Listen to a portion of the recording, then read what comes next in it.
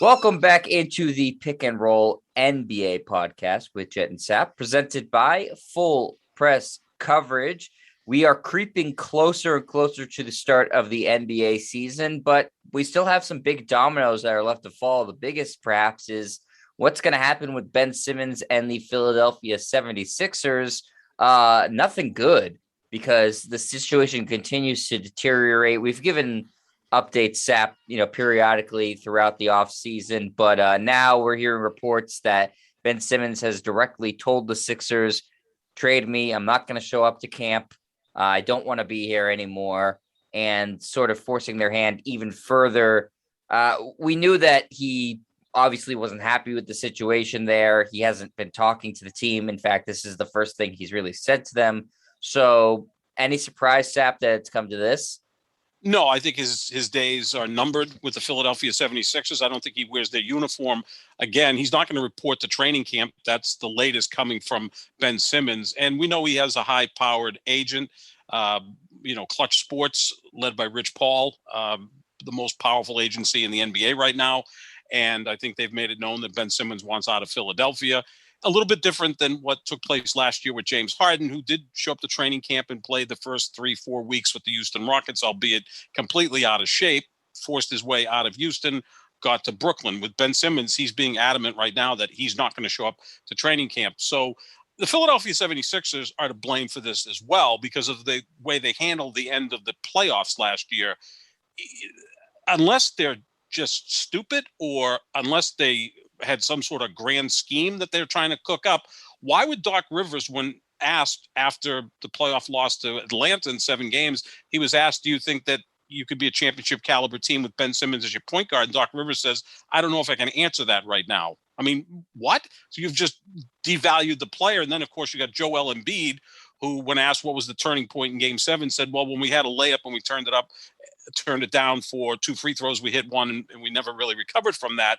And that was a play in which, of course, Ben Simmons had a uncontested dunk, which would have tied the game up. Who knows what would have happened at that point? Instead, they got 1 free throw, not from Ben Simmons. I believe it was Matisse Thybulle, who got fouled and hit 1 of 2. I mean, I get that was a big play, but the 76ers couldn't recover from that. They were down 1 at that point. Joel Embiid sucked in the 4th quarter of that game. So, I mean, and he essentially blamed Ben Simmons. So your best player, Joel Embiid, and your head coach, Doc Rivers, never supported Ben Simmons. So now his trade value has gone down, and they're going to have to try to get as much as they can. I think he's as good as gone.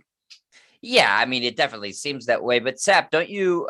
I mean, I think that sometimes, especially after a tough loss, it's hard to think of the okay, well, this hurt Ben Simmons' trade value and that sort of thing. Mm-hmm. So I feel like you're a guy who appreciates honest answers, Sap, and I feel like that was a really honest answer from Doc Rivers at the time. Oh, it's great. Yeah, we love it. Look, I mean, Aaron Rodgers is my favorite football player because when he gets asked a question, he generally answers it. He has no filter.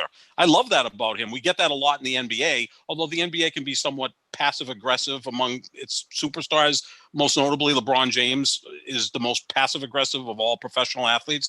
I love that part of it because it gives us something to talk about. But how did that benefit the organization when you've devalued a player that wants out of there and you're going to have to move? So now the rest of the league is looking at it and saying, well, what's going on with Ben Simmons? And look, I think there's a lot of question marks with Ben Simmons, not his ability, but how much does he love basketball? That's a big concern, Jet. Like, we can go through all the top players in the NBA. And look, I think Ben Simmons is a top 20 player. When he's right, he's an elite defender, outstanding passer, excellent rebounder, has an ability to score. I think he could be similar to what Scottie Pippen was, maybe a poor man's version of Scottie Pippen, but he can't shoot, nor does he want to shoot. And I don't know how much he loves playing the game of basketball. Like, what does his offseason consist of? Is it conditioning, which, keeps him in shape, but does he really work on the craft of basketball? Does he work on free throws? Does he work on his outside shot? I doubt it. Or if he does, it's not working at this point. So you wonder if he really loves the game of basketball. Normally, you don't ask that about top players, right? You'll have concerns. Will this guy fit in this organization? Is he healthy? Is he on the back nine of his career? Not necessarily does he love playing basketball. I mean, the other superstar player who might get moved, if not before the season, early in the season, is Dame Lillard.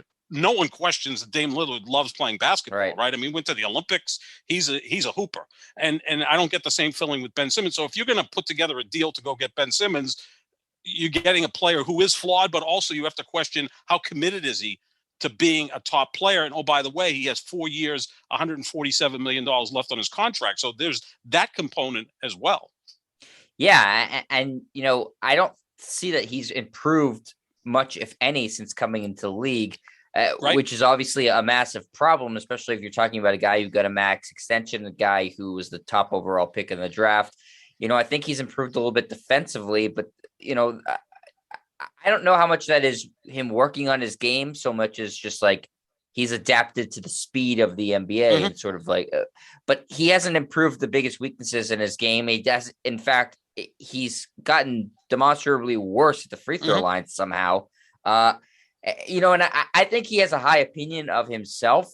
And I think that's part of the problem now is he's like, well, why are the Sixers trashing on me? I'm really good at doing this. I was all defensive team and that, but he was obviously the biggest reason why they failed in the playoffs, and anybody who says otherwise, I think, isn't really looking at it. So,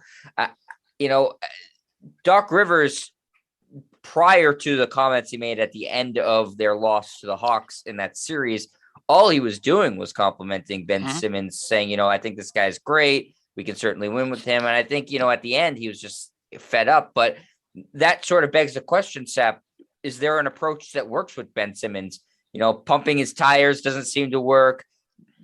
Criticizing him seems to alienate him. So, what method really works with this guy? Is there a way to even get through to him as a coach or a team or a franchise? I think that's a serious question right now. And he hasn't done himself any favors by the way he's gone about this offseason, coming off what's been arguably the worst stretch of his basketball in his career in the playoffs. What may work with him, and I've seen it from time to time, is when he gets pissed off and angry, which isn't very often. He just doesn't have that in his DNA. That's just not the type of guy he is. He's not Russell Westbrook, who, as soon as he shows up on the court, is ready to fight the opponents, sometimes ready to fight his own teammates. But when he gets pissed off, he is so damn talented at 6'10", 250 pounds with point guard skills and, tremendous defensive ability, great instincts for the game, that he can be dominant. But how much do you need to do to get him pissed off? That's the question. I mean, is he going to take these slights from Doc Rivers and Joel Embiid and, force his way out of Philadelphia, and that's going to be a chip on his shoulder for the rest of his career? We talk about the all-time greats, whether it was Michael Jordan in his Hall of Fame speech that was still, trashing his high school coach, or I'm sure when Tom Brady gives his Hall of Fame speech by the year 2035 or 5 years after he retires, whenever that may be, he's going to just go scorched earth because that's what motivates those guys. Ben Simmons is like 180-degree difference than those folks. I mean, he's wildly talented, but I don't know what really motivates him, what kind of makes him become the best he can be. A change of scenery might be, but yeah, that's the biggest question with him. It's not the physical talent, and I think you can kind of fix his shot, but the problems with the shot is his mental more than physical. Like we know Giannis has trouble at the free throw line. Giannis has no problem going to the free throw line. Giannis is like the guy that's not in the best shape. I'm not saying Giannis isn't in the best shape, but the guy who's not in the best shape, but still not afraid to wear sleeveless shirts. He's not afraid to wear shorts because it's like, hey, I'm in great shape. I don't care. And the guy has my physique, 5'9", 245, but he's proud of it. Giannis can't shoot free throws, but he doesn't care. He'll go take free throws.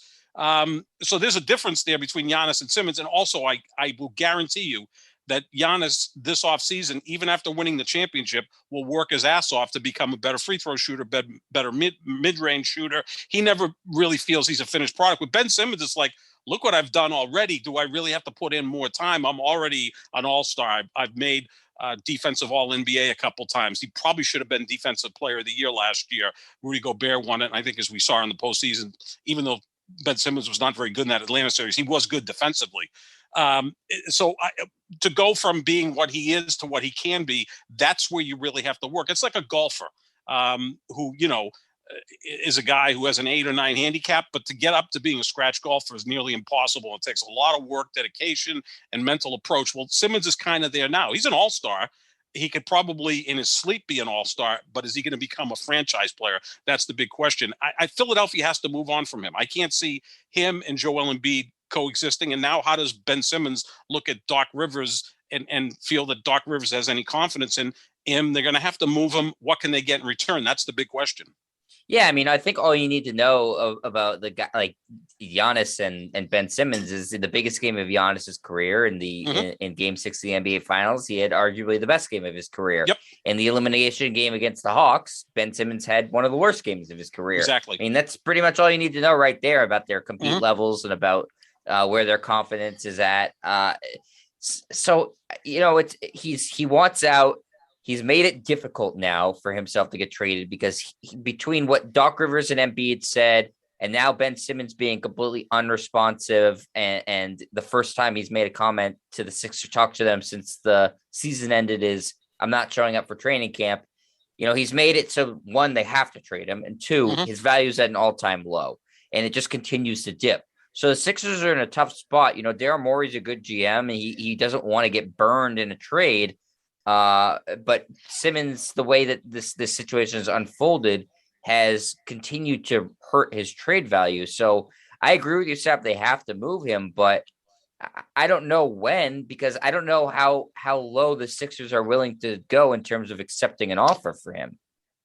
He's mentioned, or someone in his camp has mentioned, that he's interested in playing for 3 California teams. Now, I'm pretty good at geography. Last time I checked, there's 4 teams in California. I would assume that Sacramento's the one he doesn't want to play for because, they're the least high-profile team of the 4 teams in California. That would lead you to believe that he's interested in playing for Golden State, the Clippers, or the Lakers. Golden State makes the most sense. I don't know what the Clippers would have to offer for Ben Simmons other than trading Paul George straight up for Ben Simmons, right? That'd be a terrible trade for the Clippers. Because Paul George, who I think has been one of the most scrutinized players in this league for the last decade, busted his ass last year in the playoffs. If he had just hit a couple of, this is a big if he had hit a couple of big free throws, Lord knows that the Clippers may have been playing in the finals even without Kawhi Leonard. And I think if they had Kawhi Leonard, they may have won the championship. Paul George was outstanding in the postseason last year.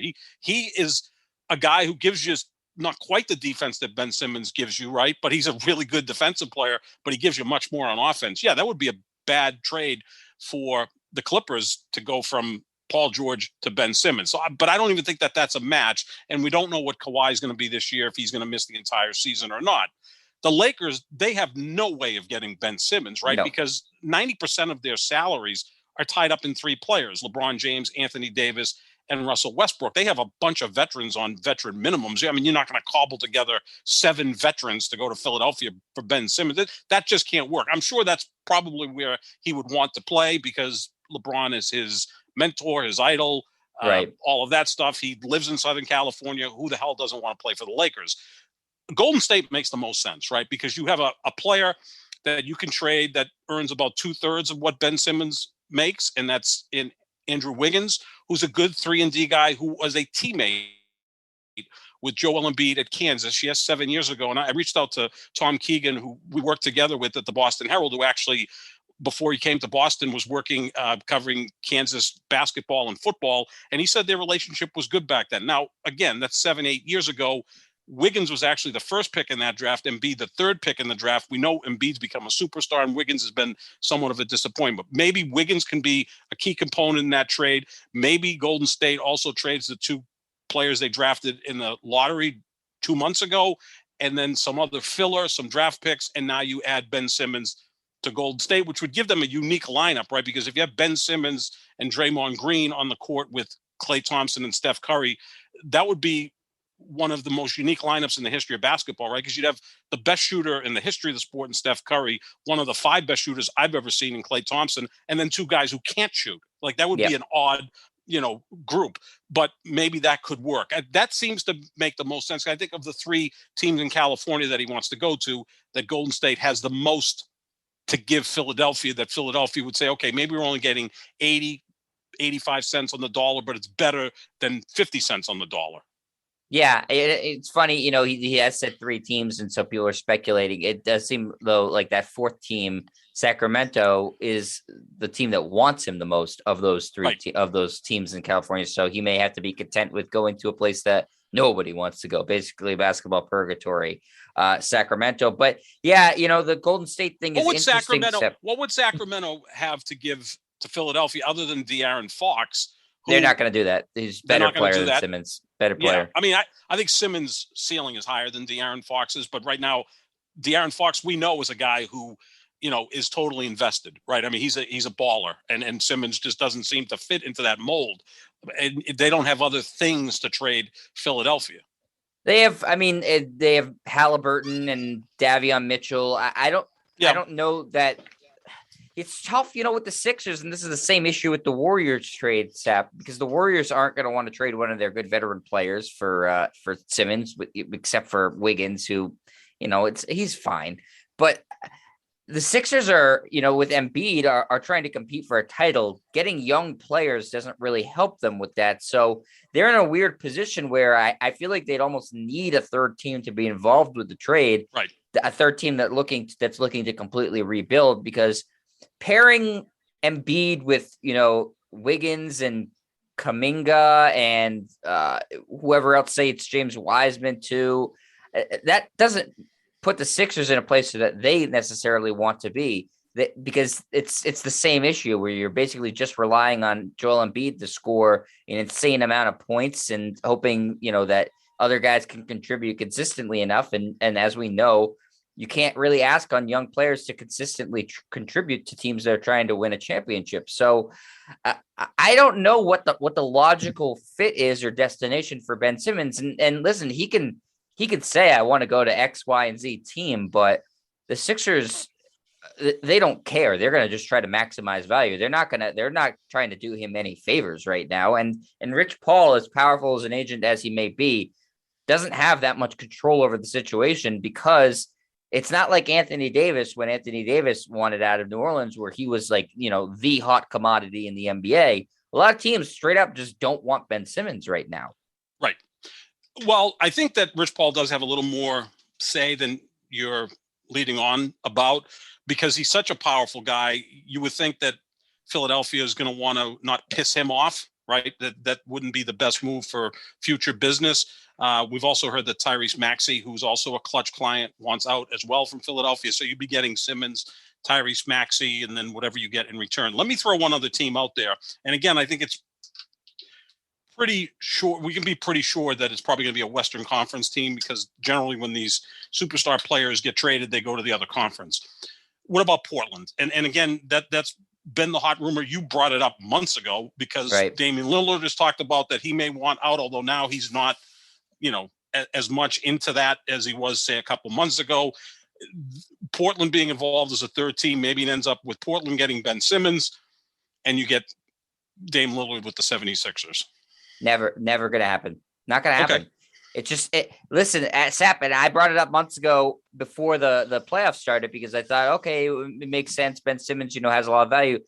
Portland can't sell it to their fan base. His right. value is just too low to be able to trade Lillard, who we both did our top 10 a week or so ago, Sap. We both agreed Lillard's a top 10 player. And Ben Simmons, you have him as a top 20 player. Eventually, I have him as a top 40 player right now. Wow. And I just don't think it's sellable to the fan base right now in Portland. You're taking a guy who in Lillard, whose trade value is arguably at an all-time high, because he's coming off a great season, and trading him for a guy whose trade value is arguably an all-time low. That's just bad business. So right. I don't think it's going to happen, because I don't think the Blazers have Lillard under contract control. So they have no real reason to move on from him. And he seems relatively happy, at least for the moment. I just don't think Simmons is the guy that they want to pull the trigger on Lillard for. So, unfortunately for the Sixers, they're in a situation where they're trying to sell an asset that is just doesn't have as much value as it used to right now. So I think Portland would gladly do it for McCollum and other pieces. And honestly, Philadelphia might have to be happy with that at this point. I don't know who the best player they can get for Simmons is, Sap. If it's a straight up, 1-for-1 sort of swap, we're trying to get another all-star level player for him. I genuinely don't know who that player is because, again, Philadelphia is trying to compete for a title right now. They have Joel Embiid, who we talked about, Sap, another guy we looked at as a top 10 player, could be a top 3 player if he's ever, completely healthy and has his head on straight. But I don't know what they do, where they go from here. It's devolved into such a bad situation. And he's coming off such a poor performance, and the assets taken such a hit that it's like that's why this is so interesting, because it's like, where does he go? Because what team is willing to give a considerable price tag for a guy who's coming off of a really rough stretch here? Well, I mean, if someone's coming off an injury, right, you take x-rays and say, okay, that Achilles or that knee is going to be fine in 8-10 months. So we'll wait for that particular player. We know what Brooklyn did. They waited a year for Kevin Durant. Well, worth it. You can't x-ray someone's head or heart. And those are the things that we're trying to figure out about Ben Simmons. It's almost like, you remember the pitcher, Rick Ankiel, who couldn't throw to the catcher. I mean, it almost feels similar to that. Like, okay, the ability's there, but there's something wrong and we don't know how to fix it.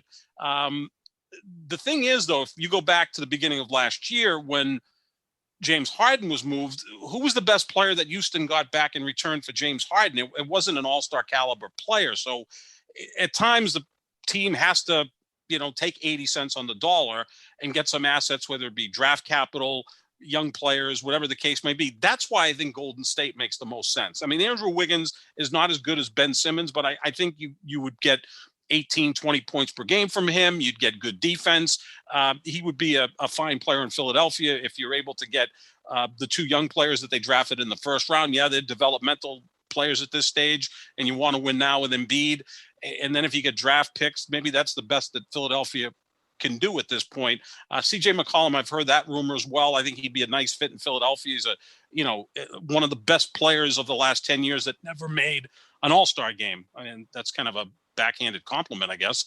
But you get my point that there's no actual like 1-for-1 match unless it's Dame Lillard. But you're right. How does Portland justify to their fans, we just traded the most popular player in franchise history, a guy who leaves his heart on the floor every single night that the fans love, for a guy who looks like he doesn't give an F, so right. That's a tough one to sell. Yeah. I think Golden State to me does make the most sense. I think internally they're a little divided as according to what I'm reading, because I think the Simmons thing with pairing him with Draymond Green does provide a lot of question marks with, the lack of shooting. I mean, certainly you have defense there. I kind of think it would work, but I get why there is some hesitancy there. As far as the Sixers and what the situation was with the Rockets last year when they traded James Harden, the difference is that the Rockets, once they traded Harden, they knew they were going to have to be in full rebuild mode. Right. So they were okay taking back picks and young assets and sucking, because they're in rebuild mode. The Sixers aren't going to just blow it up, because that would entail also trading Joel Embiid, which they're not going to do. So they're in a different situation because they don't want to waste these prime years of Embiid's career.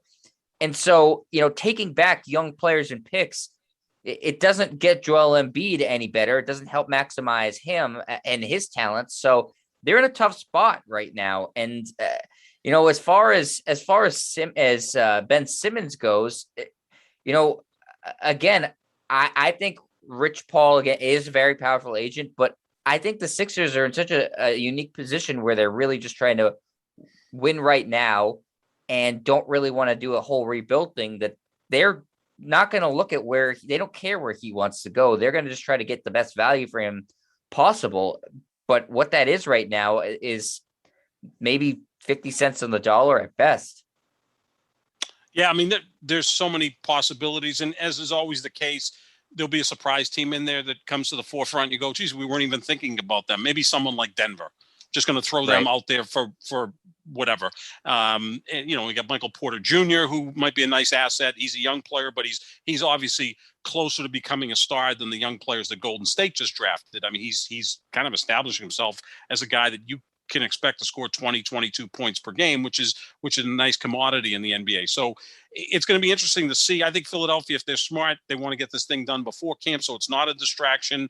And, you bring in whatever new players that you have to get involved with, and you go from there, because they should be a contending team. And you make a great point, because Embiid, as great as he is, I don't know how much longer his shelf life is, right? He's had a lot of injuries. We don't know from year to year what kind of shape he's in. Let me put it this way. I don't think he's going to play to 40 years old like Kareem Abdul-Jabbar did. I see Embiid, probably burning out at like 32, 33 years old, and that may be it, right? And then maybe he hangs around the league as a good center, but not a great center. I don't see Joel Embiid 10 years from now being the best center in basketball. Maybe in 5 years, and then I think he's going to be descending at that point. Yeah, I think that makes sense, and that's sort of the trajectory that a lot of big guys do tend to follow. Kareem's sort of an anomaly, that he was able to do it for 20 years. But yeah, I mean, I think Denver's an interesting team, Sap. I could see that potentially. I know that Minnesota has been very interested in Ben Simmons, but I don't think the Sixers are particularly interested in what Minnesota is throwing their way. So, it's hard to say. I agree with you. It does seem likely that maybe like a mystery team will step up, maybe Toronto, but it seems like things with Siakam have gotten a little bit better there. The thing is, the Sixers aren't going to get an A grade when they make this trade, because they're going to have to take something down. And so if they did that trade with Portland for Lillard, they would have gotten an A+, because Lillard and Embiid seems like a perfect fit. It's just not going to happen. It doesn't make sense for Portland to do it. So we'll have to see, but it's interesting that the situation continues to deteriorate. I don't think Ben Simmons is doing himself any favors with the way he's gone about wanting to get traded, being non-communicative in the offseason and being sort of just completely missing in action. Doesn't really instill confidence in any team that potentially wants to trade for you. So I think he's continued to hurt his value more. And I get being upset with the Sixers, though I think he should be a little bit more upset with himself for how he played. But I think that there's several ways to handle a trade request, and being public, going really public with it, and not being non-communicative like he has been, just makes it harder for the team to trade you, because they don't want to take a complete bath on a guy that they spent the number 1 pick on just a couple of years ago. So I don't think he's doing himself any favors either. It is interesting, Sap, that Joel Embiid's now come out too. I don't know if you saw this, and said that, he loves playing with Ben Simmons. This is all made up, but it seems like damage control to me. Right. Yeah. I mean, he may be trying to help the organization by bringing Simmons' value up a little bit so they can get a little bit more in return. Although that's probably doubtful as well. Yeah, this is what Joel Embiid had to say on Twitter, Sap, responding to an article about Ben Simmons and Joel Embiid sort of falling out. And he said, "Stop using my name to push people's agendas. I love and hate drama. I love playing with Ben. Stats don't lie. He's an amazing player, and we all didn't get the job done. It's on me personally. I hope everyone is back, because we're good enough to win." And then he has subsequently said, "For my own experience, y'all have no idea how much this media makes up stuff for followers, and shame on you for believing them." And he kept going, and the rest is basically the same sort of thing. I don't know. Do you think the Sixers asked him to do this, Sep, or do you think he's just doing it himself? They may have, if he had some time to kill. Who knows? I mean, we saw it. He said it after Game 7. Doc Rivers said it after Game 7, the stuff we talked about earlier. And then we heard through multiple reports and reliable reporters that Ben Simmons was not connecting with anybody in the Philadelphia 76ers front office, or even Coach Doc Rivers. So if that's all true, which I believe it was, then, we weren't hoodwinked. That's what happened. Yeah. So you can't take that stuff back after you say it. No. He did say it. It was on camera. It was very public.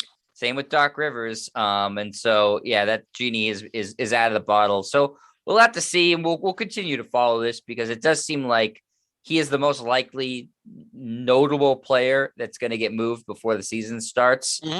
And depending on where he goes, it could really shake up the landscape of the NBA. Certainly, if it's the Warriors, it makes them a whole lot more interesting. And I think, I don't necessarily know if it makes them a real threat to the Lakers in the West, but it moves them closer depending on what they give up to me. And if I'm the Warriors, Sap, I'm seriously concerned about how much time I have left in that championship window with Steph and Clay, coming off of that injury, and that I'm really trying to maximize with those. I just don't see the point in them being a good team and you're trying to rebuild on the fly while they're also somewhat competitive with those guys, go all in. You don't have them for that much longer. Curry had a phenomenal year last year, but how many more years can you expect him to play at an MVP type level? And Klay Thompson, you just don't know what he's going to be like. Yeah, I mean, he's missed the last 2 seasons with 2 different injuries, and Simmons, I think, would improve them. It would be an interesting fit, and if he's all in, I think he could fit beautifully with Curry and Klay Thompson because he's an outstanding passer. You could play him down in the low post. You could play Draymond out high. You'd have 2 great ball handlers who are also great defenders, and then you have the 2 sharpshooters. So that would be interesting. And again, by the time these young players develop for Golden State, Steph Curry is going to be 36 and Klay is going to be 34. And, not every player plays late into their 30s at a very high level. Let me pose this question to you, Sap. If the Warriors were to trade for Ben Simmons and say it's the package that we sort of kicked around, Wiggins and some of the young players, Kuminga, maybe Wiseman, whatever, do they then turn around and potentially look to trade Draymond Green for maybe a more traditional scoring asset? Because they're worried about Simmons is, younger, obviously, than Draymond Green. It's a little bit redundant. Does that make any sense to you? If there's a second move then subsequently involved to maybe balance out the scoring a little bit, the shooting? Yeah, I mean, that's a possibility. I'm a big Draymond fan. I think all of the things he does, he's such a unique player. And, there was a time where he wasn't a bad shooter. He nearly had a triple-double in Game 7 of the 2016 finals. I think if Golden State had won that series, he would have been the MVP of that series. He had, I think it was 35, 12, and 9 in Game 7. He was the second best player on the floor behind only LeBron James in that Game 7. He was certainly better than Steph and Klay Thompson in that game and in that series. Yeah. So I think he was one of the best players on the Olympic team this past year. He was. I mean, he's a guy like you don't want to let him go. And I think he's so close with Steph and Klay that I don't know if you break those guys up. There'd be redundancy there with Simmons. But again, now if you're playing each guy, say 34 minutes, they don't have to be on the court all the time together, right? You have a lot of load management, the 14 minutes a night that Draymond Green's on the bench, you have Ben Simmons on the floor, vice versa, and maybe you play them together for whatever period of time.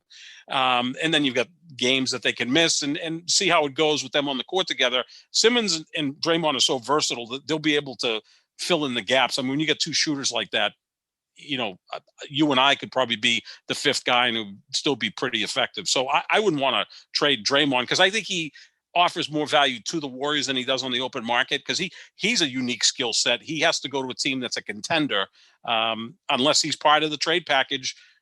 To get Simmons, Golden State has to send Draymond Green to Philadelphia. And look, Philadelphia could probably use a player like that, an enforcer, defensive guy who has championship DNA. I wouldn't want to move Draymond, though, because I think he means more to that team than he does to any other team in basketball. Yeah, all the stuff I'm reading is just that they're worried about the redundancy there. Right. And I don't think that they would necessarily, if they got Simmons, would immediately look to trade Draymond, but I think they take a look at it for a month or so, see what works. And I could see them potentially moving him if it's sort of like I'd like to think what the Patriots would do. And getting rid of Draymond is like a cold-blooded move because, he's been part of all the success they've had there.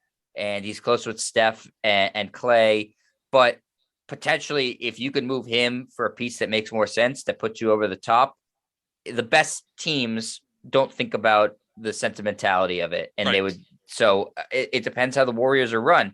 For years when they were ripping off championships, we heard their owners and their GMs bragging, oh, we're 1,000 miles ahead of every other team. We're thinking 10 steps forward. Everybody else is playing checkers. We're playing chess.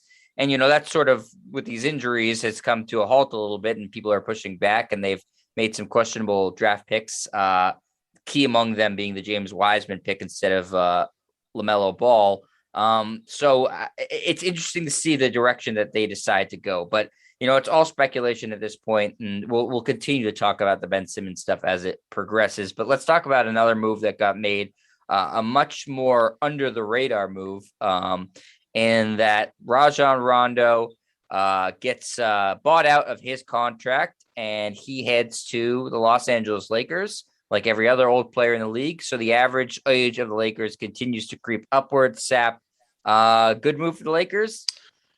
I think more than anything that Rondo's going to be a confidant for LeBron James. And look, Jared Dudley, who really hasn't been an impact player in the league for half a decade, he's more a decade. Was he ever an impact player? He was a good role player in his day, but the last few years he played in the Lakers. Like he became a journeyman version of Udonis Haslem. Exactly. He essentially was a coach wearing a uniform, right? I mean, and he was the closest person to LeBron James on the Lakers. And LeBron's always had kind of these guys that he's played with that aren't necessarily great players or guys that even play much, but he's close to. James Jones was like that in Miami and Cleveland, where, that was his guy. And James Jones just won NBA Executive of the Year with the Phoenix Suns. So I also think LeBron's also likes being close to these guys because when he owns a team, he's, picking their brain and maybe they're going to be part of the ownership group. Who knows? I mean, I'm going a little bit deeper than I probably should, but I think Rondo can serve as that because how many guys in the league have the same basketball IQ as LeBron?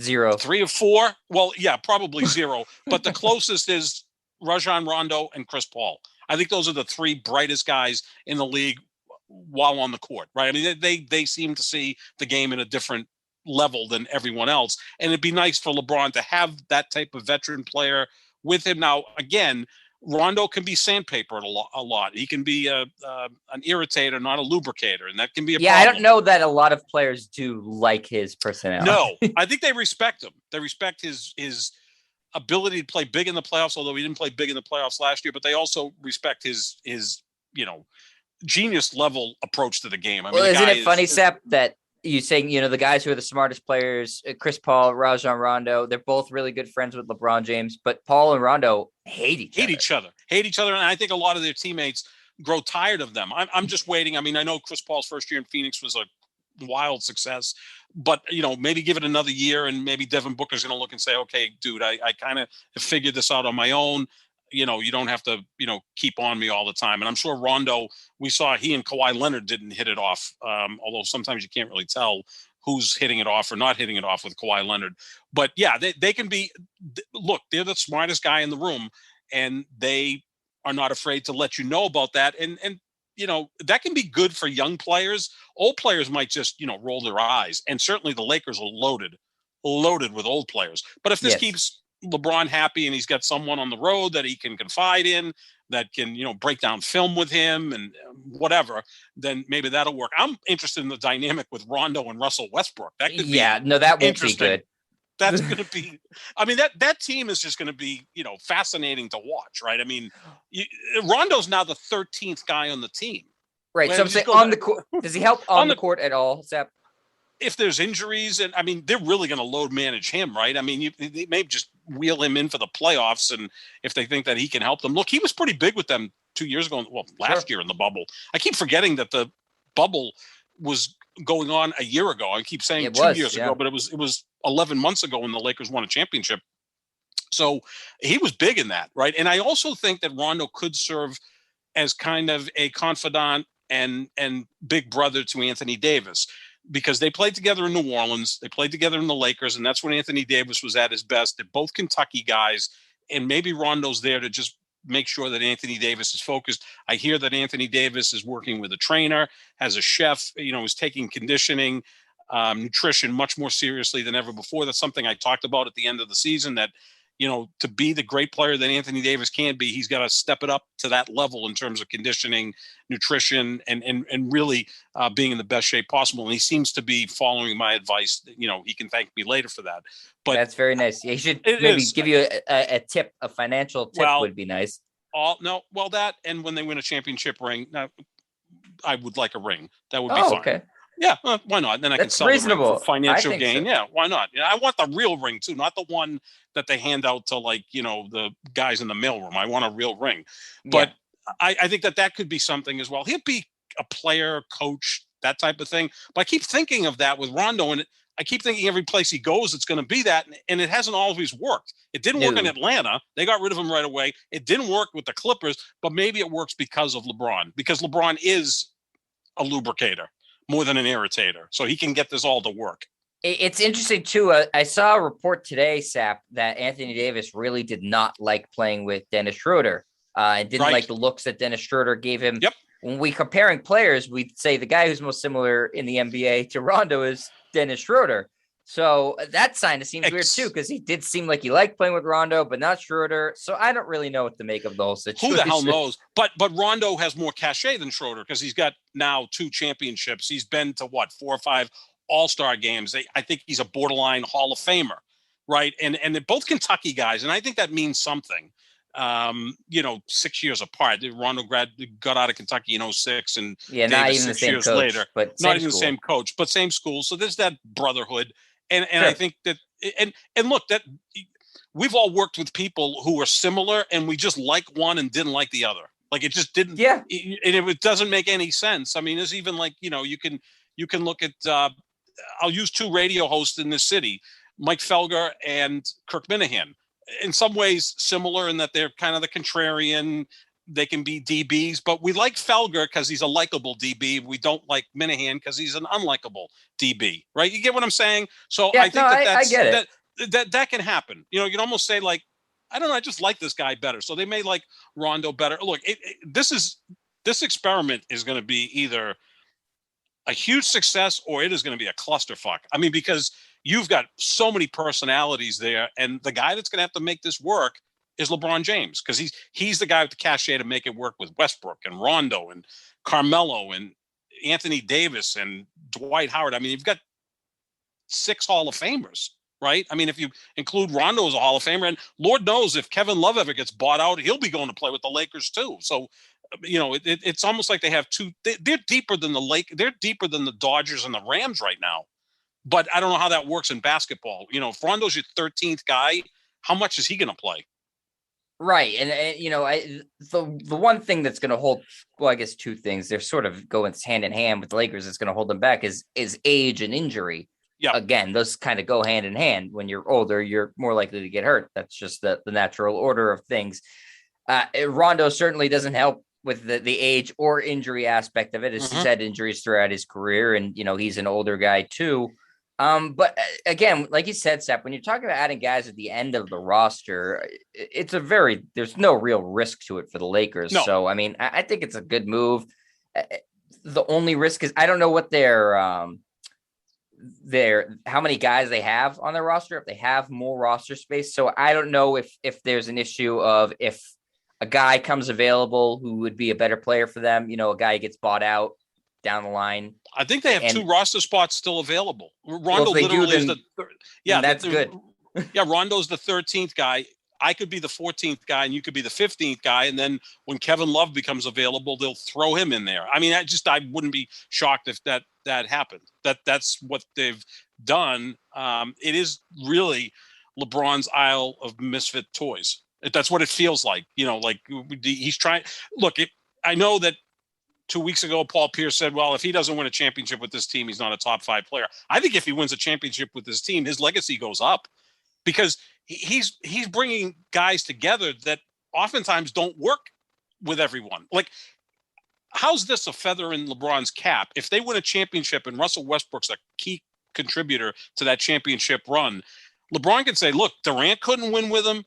Harden couldn't win with him. Bradley Beal couldn't win with him.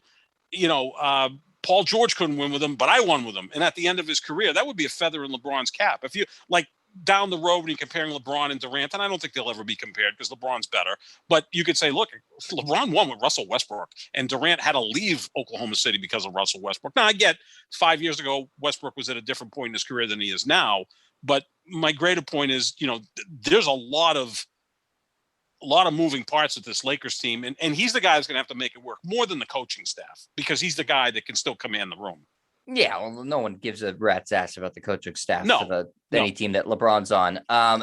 Yeah, I mean, I think any title that he wins, it only adds to his legacy at this point. I mean, I don't think that it doesn't make sense to take away from somebody for winning a championship, even if they are, in my opinion, the favorites. And I know Vegas has them as the second best to the Nets, which, you can't really fault Vegas for that. That makes sense to me also. But yeah, I think it's certainly would add to his legacy if he wins a championship. Yeah, I don't know how you would argue otherwise. I want to pose this question to people. When exactly was Michael Jordan not the favorite to win the championship? I mean, when he won the 6 championships, he was favorite every single year going into the year and when they got to the finals. So, I mean, that's what basketball is. This isn't, Eli Manning and the New York Giants going 9-7 or 10-6 and coming out of the wild card round and upsetting, the Packers in the NFC Championship game and then the Patriots in the Super Bowl. Basketball's a little bit different. You kind of get the feeling of who the real contenders are. I mean, even Milwaukee, who was the 3rd seed last year in the Eastern Conference, we were both very high on them. I mean, maybe we're the 2 smartest guys in the room. Like today, I'm sitting here not shocked that the Milwaukee Bucks are the champions. I picked them to win the East. I thought that they would lose to the Lakers in the finals, and I think the Lakers were healthy and got there, the Lakers would have beat them because they had the right matchups against Milwaukee. But Milwaukee winning the title was not a shock. They had who I think now is the best player in the league and 2 really good, star players that are perfect fits for Giannis and a defensive-minded team and a physical team. And how many times have we said this, Jet? The last 3 NBA champions all played outstanding defense and were big. Toronto, the Lakers, Milwaukee. What do they have in common? Physical teams play defense. That's still the way to win championships. No matter what sport you're talking about, it's still very important. Yeah. I mean, I thought Milwaukee was the 2nd best team in the East. I thought Brooklyn would beat them. Brooklyn fell apart health-wise. Yep. And, I thought the Lakers were going to be the finals too, and they fell apart health-wise too. So it happens. But yeah, Milwaukee, I mean, still talking about they were a team with the 2-time and at the time reigning MVP. Right. And they added in the offseason to get better with Drew Holiday. So yeah, not a shock. No one comes completely out of left field in basketball to win a championship. That never happens. No, it's just not the nature of the sport. I mean, if it was 1 game elimination in the playoffs, okay, maybe, but they're all 7-game series, and usually the cream rises to the top in that sort of circumstance. All right, Sap. Well, I think that's going to do it for us for this episode of the Pick and Roll NBA podcast with Jet and Sap. We are again presented by Full Press Coverage, so check out their website and make sure you check out our Twitter pages, John Sap 25, Jet Stryer, for all the latest musings and updates in the show, different opinions. We don't just talk about basketball on Twitter. We talk about, I talk about pop culture a lot. Sap talks about random old movie references and TV show references too. I'll give you our thoughts about what's going on in the NFL and the whole Cam Newton being cut situation. So, our Twitters are filled with entertainment. So check those out. And if you're not already checking out our podcast on YouTube, please do so. YouTube.com/JetStryer. And the podcast is wherever podcasts are found. Just type in the Pick and Roll NBA podcast with Jet and Sap, and we come right up. Thanks for watching, everybody. Thanks for listening, and we'll talk to you down the road. See ya.